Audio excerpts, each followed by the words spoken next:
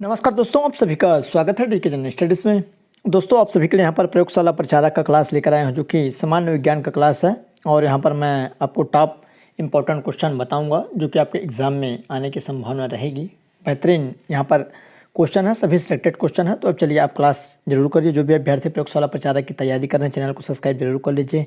साथ ही साथ प्यून की तैयारी कर रहे हैं, वो भी चैनल को सब्सक्राइब कर ले, क्योंकि यहाँ पर इस चैनल पर दोनों की तैयारी यहाँ पर करवाई जा रही है।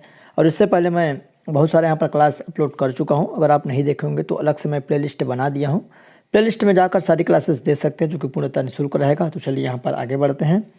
साथ ही साथ बेल घंटे का जो ऑल बटन है उसको भी प्रेस कर ले, और क्वेश्चन पसंद आए तो लाइक करिए, और अपने दोस्त हैं जितने उन तक यहाँ पर शेयर कर दीजिएगा, ताकि अधिक से अधिक लोग देख सकते हैं। साथ ही साथ टेलीग्राम ग्रुप का लिंक नीचे दिया हुआ है, उसको भी जरूर से ज्वाइन कर लीजिए, या टेलीग्राम में डीके जनरल स्टडी सर्च करेंगे तो आपको वहाँ से ग्रुप मिल जाएगा। तो चलिए आगे बढ़ते हैं, यहाँ पर क्लास स्टार्ट करते हैं। तो सबसे पहले यहाँ पर जो क्वेश्चन है सभी एमसीक्यू रहेंगे। कॉपर सल्फेट का रासायनिक सूत्र क्या है? तो यहाँ पर कॉपर सल्फेट का रासायनिक सूत्र पूछा गया है, तो 4 ऑप्शन दिया हुआ है। तो इसका राइट आंसर क्या हो जाएगा? तो उसका सही आंसर यहाँ पर भी हो जाएगा CuSO4, जो कि कॉपर सल्फेट का रासायनिक सूत्र है। अगला है पोटेशियम नाइट्रेट का रासायनिक सूत्र क्या होगा? तो यहाँ पर पोटेशियम नाइट्रेट का रासायनिक जो सूत्र है KNO3, तो इस तरह से दिया हुआ है। तो उसका करेक्ट आंसर बी हो जाएगा KNO3।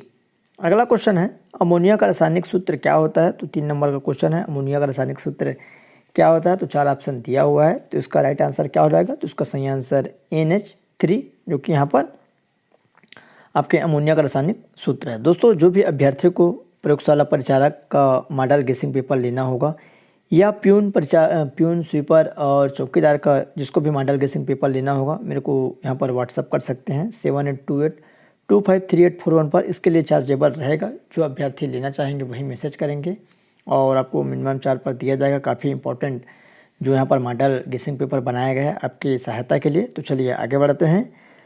नेक्स्ट क्वेश्चन है कार्बन यहाँ पर 12 परमाणु में होते हैं। तो यहाँ पर देख सकते हैं जो कार्बन है उसमें परमाणु में क्या क्या होते हैं। तो 6 इलेक्ट्रॉन है, 6 प्रोटॉन है, 6 न्यूट्रॉन है। तो इस तरह से 4 ऑप्शन दिया हुआ है। तो उसका राइट आंसर यहाँ पर जो कार्बन 12 परमाणु में होते हैं, तो 6 इलेक्ट्रॉन, 6 प्रोटॉन, 6 न्यूट्रॉन। तो इस तरह से यहाँ पर इसका ऑप्शन ए हो जाएगा। अगला है इलेक्ट्रॉन की खोज किसने की है, या खोज करने वाले कौन है? तो चैडविक है, जे थॉमसन, गोल्डस्टीन या बोरे।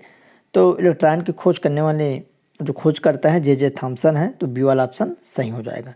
नेक्स्ट क्वेश्चन है परमाणु की संरचना का सर्वप्रथम मॉडल किसने प्रस्तुत किया? तो यहाँ पर देख सकते हैं परमाणु संरचना की सर्वप्रथम मॉडल प्रस्तुत करने वाले व्यक्ति कौन थे? तो नील्स बोर है, J Thomson, Rutherford, Goldstein, Goldstein. तो इसका राइट आंसर यहाँ पर क्या हो जाएगा? तो इसका करेक्ट आंसर जे थॉमसन हो जाएगा।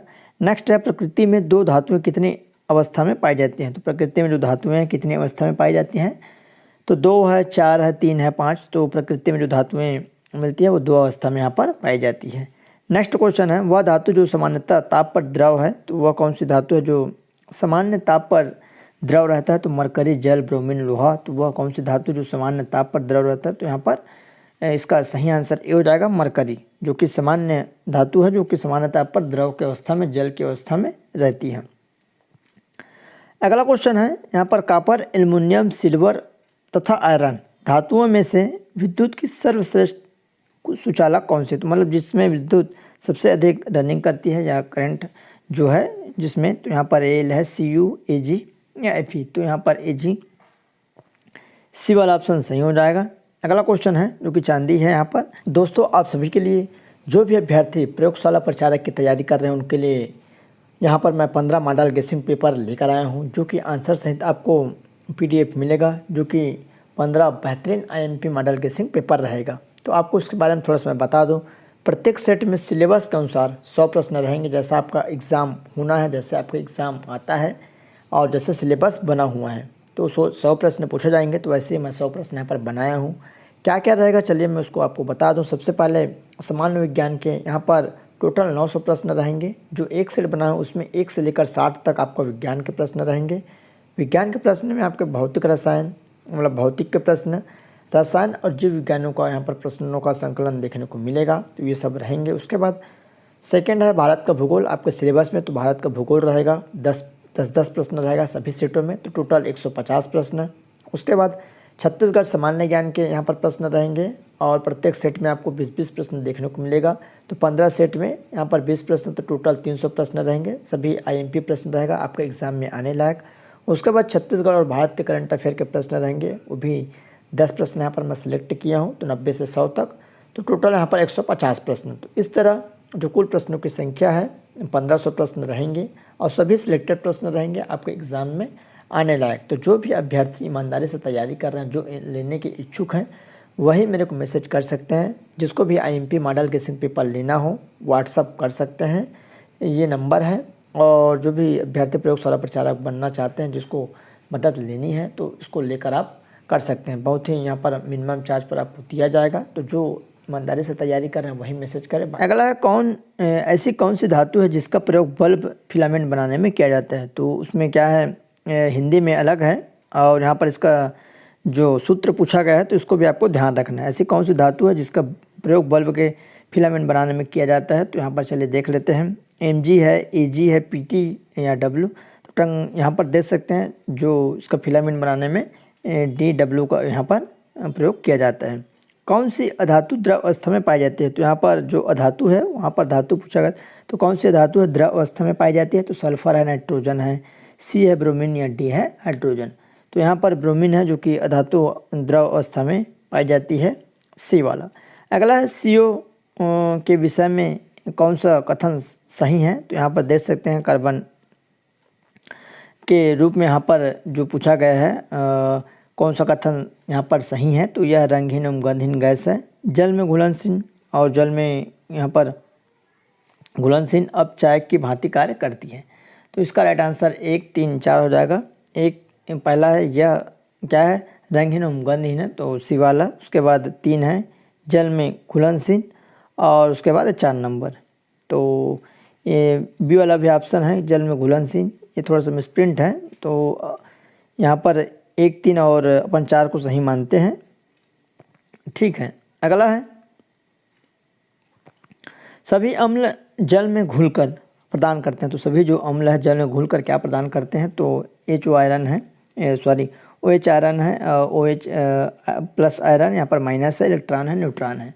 तो इसका सही आंसर यहाँ पर OH प्लस हो जाएगा, प्लस आयन।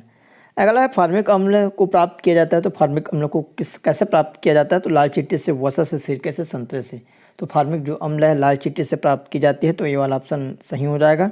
नेक्स्ट है नौसादर का जलीय विलयन होता है। तो जो नौसादर होता है उसका जलीय विलयन क्या होता है। तो क्षारीय है, उदासीन है, अम्लीय है, उभय धर्मी है। तो उसका सही आंसर यहाँ पर क्या हो जाएगा, C हो जाएगा, जो कि यहाँ पर अम्लीय है। नौसादर का जो जलीय विलयन अम्लीय होता है। अगला है नीले लिटमस पत्र को लाल कर देता है। MP क्वेश्चन है, पूछा जा सकता है। तो अम्ल, भस्म, क्षार, लवण। तो नीले यहाँ पर लिटमस पेपर उसको लाल कर देता है, तो क्या आ जाएगा इसका सही आंसर, अम्ल हो जाएगा, A वाला।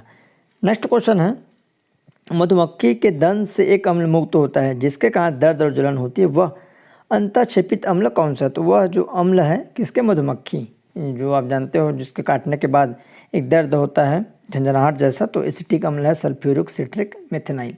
तो इसका राइट आंसर डी हो जाएगा, मेथेनॉइक। अगला है आंखों को धोने के लिए प्रयुक्त अम्ल है। तो आंखों को धोने के लिए किसका प्रयोग किया जाता है। तो ऑक्सैलिक अम्ल है, नाइट्रिक है, बोरिक अम्ल या इनमें से कोई नहीं। तो बोरिक अम्ल से यहाँ पर आंखों को धोने के लिए उपयोग किया जाता है। अगला प्रश्न है जंक के दाग को हटाने के लिए प्रयुक्त किया जाता है। तो जंक जो लगती है उसके दाग को हटाने के लिए कौन सा यहाँ पर अम्ल का प्रयोग किया जाता है। तो बोरिक अम्ल है, फार्मिक अम्ल, ऑक्सैलिक अम्ल या इनमें से कोई नहीं। तो इसका सही आंसर यहाँ पर C हो जाएगा, ऑक्सैलिक अम्ल। अगला है मेलाइक अम्ल पाया जाता है। जो मेलाइक अम्ल है वो किस में पाया जाता है। तो सेब में, सिरके में, दूध में, नींबू में। तो मेलाइक जो अम्ल है सेब में पाया जाता है, तो ये वाला ऑप्शन सही हो जाएगा। अगला क्वेश्चन नाइट्रोजन गैस है। तो रंगहीन, गंधहीन, वायु से हल्की है, उपयुक्त तो सभी। तो नाइट्रोजन जो होती है रंगहीन भी होती है, गंधहीन भी और वायु से हल्की भी। तो इसका D वाला ऑप्शन सही हो जाएगा, उपयुक्त सभी हो जाएगा। अगला क्वेश्चन है बेकिंग सोडा के संबंध में निम्नलिखित में से कौन सा कथन सही नहीं है। तो बेकिंग जो सोडा होता है उसके संबंध में कौन सा कथन सही नहीं, मतलब गलत है। तो चलिए इसको देख लेते हैं। ए है इसका प्रयोग सोडा अम्ल अग्निशामक के लिए किया जाता है, या भोजन पकाने की क्रिया को तीव्रतर करने के लिए मिलाया जाता है, या एक संक्षारी क्षारक है, या अमाशय में अम्ल के अधिक को निष्प्रभावी करता है। वो इसका राइट आंसर यहाँ पर कौन सा सही नहीं है। तो C वाला हो जाएगा, यह एक संक्षारी क्षारक है और इसका प्रयोग सोडा अम्ल अग्निशामक में होता है, या भोजन पकाने की क्रिया को तीव्रतर करती है, या अमाशय से अम्ल से अधिक को निष्प्रभावी करता है। अगला है वायुमंडल में कौन सी गैस सर्वाधिक मात्रा में पाई जाती है। तो वायुमंडल में ऐसी कौन सी गैस है जो अधिक मात्रा में पाई जाती है। तो ऑक्सीजन है, नाइट्रोजन, हाइड्रोजन, कार्बन डाइऑक्साइड। तो इसका राइट आंसर यहाँ पर नाइट्रोजन हो जाएगा, जो कि अधिक मात्रा में पाई जाती है। अगला है निम्न में से किस गैस के कारण हरित गृह प्रभाव नहीं होता। तो कौन सा गैस है जिसके कारण हरित गृह गैस प्रभाव नहीं होता। तो चलिए देख लेते हैं इसका राइट आंसर। तो उसका सही आंसर यहाँ पर डी वाला ऑप्शन सही हो जाएगा। अगला है हरित गैसें हैं। तो यहाँ पर सूत्र में सब दिया हुआ है, बाकी आप हिंदी में भी देख पाएंगे। तो यहाँ पर हरित गैस कौन सी है हरित गैस है। तो यहाँ पर डी हो जाएगा। सी यहाँ पर chlorofluorocarbon, carbon dioxide, CHO, NO, nitrogen इत्यादि आपको देखने को यहाँ पर मिल जाएगा। तो डी वाला ऑप्शन सही हो जाएगा। अगला जलवायु परिवर्तन में किन गैसों की मुख्य भूमिका होती है। तो जलवायु जब परिवर्तन होता है तो इनमें कौन सी जो गैस है उसकी मुख्य भूमिका होती है। तो ऑक्सीजन है, carbon monoxide, nitrogen, green house गैसें। तो इसका राइट आंसर यहाँ पर ग्रीन हाउस गैसें होती है। तो डी वाला ऑप्शन सही हो जाएगा। अगला सर्वाधिक ओजोन क्षारी गैस कौन सी है। तो आप सभी को मालूम ही होगा, ये क्वेश्चन इंपॉर्टेंट है, पूछा जा सकता है। तो सर्वाधिक ओजोन क्षारी गैस है तो मेथेन, नाइट्रोजन, क्लोरोफ्लोरो या नाइट्रिक। तो क्लोरोफ्लोरो जो कार्बन है CFC, तो यहाँ पर वो जो कार्बन है सबसे अधिक ओजोन को यहाँ पर नुकसान पहुँचाती है, वहीं पर यहाँ पर सुरक्षा प्रदान करती है। अगला सजीवों की वृद्धि होती है। तो सजीवों की वृद्धि कैसे होती है। तो द्विगुणन से, त्रिगुणन, चतुष्गुणन या अगुणन। तो जो जीवों की वृद्धि होती है चतुष्गुणन से होती है। अगला है सजीवों में वृद्धि ऐसी अवस्था है जिनमें जीवों का आकार बढ़ता है। तो वृत्तक्रमणीय रूप से, अनुत्क्रमणीय रूप से, आरोही रूप से या इनमें से कोई नहीं। तो इसका राइट आंसर है बी हो जाएगा, अनुत्क्रमणीय रूप से। मतलब सजीवों में जिसमें जीवो रहती है तो यहाँ पर जिसमें जीवों का आकार बढ़ता है तो अनुत्क्रमणीय रूप से। अगला है तने की लंबाई में वृद्धि होती है। जो तना होता है कोई भी पेड़ का या कांदा है, बहुत सारे कांदे तने के रूप में यहाँ पर देखने को मिलता है। तो सख्त विभव के विभाजन से, अंतर्वेशी विभव ज्योतक के विभाजन से, शीर्षस्थ व अंतर्देशी दोनों के विभाजन से या पार्श्वी के विभाजन से। तो उसका सही आंसर यहाँ पर क्या हो जाएगा। तो उसका करेक्ट आंसर पार्श्वी विभव तक के विभाजन से। तो इस तरह से इसका आंसर डी हो जाएगा। तो इस तरह आप सभी के लगभग टॉप 30 क्वेश्चन और कंटिन्यू क्लास आते रहेगा। तो आप चैनल से जुड़े रहिए। जो भी अभ्यर्थी माडा लेना चाहते हैं व्हाट्सअप कर सकते हैं, सब्सक्राइब कर लीजिए, बेल घंटी का बटन उसको भी प्रेस कर रखे रहिए। सभी का क्लास यहाँ पर आते रहेगा। कुछ भी डाउट्स हो नीचे कमेंट कर सकते हैं। चलिए दोस्तों, धन्यवाद।